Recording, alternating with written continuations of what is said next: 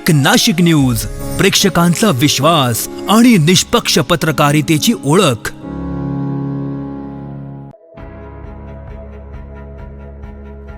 राष्ट्रवादी काँग्रेस पक्ष शरदचंद्र पवार गटाने नाशिक शहराच्या संघटनात्मक पातळीवर महत्त्वाचा निर्णय घेतलाय। पक्षाचे प्रदेशाध्यक्ष शशिकांत शिंदे यांनी छबू नागरे यांची नाशिक शहर जिल्हाध्यक्षपदी नियुक्ती जाहीर केली आहे।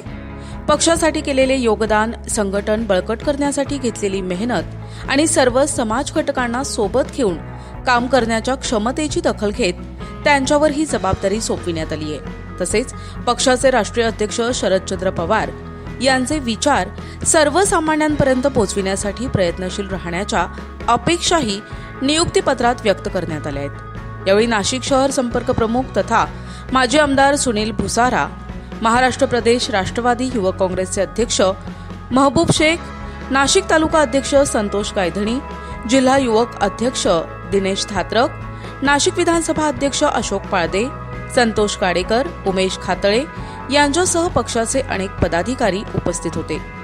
छबू नागरे यांच्या नियुक्तीचे पक्षाच्या कार्यकर्त्यांकडून स्वागत होत असून सर्व स्तरातून त्यांच्यावर अभिनंदनाचा वर्षाव केला जातोय।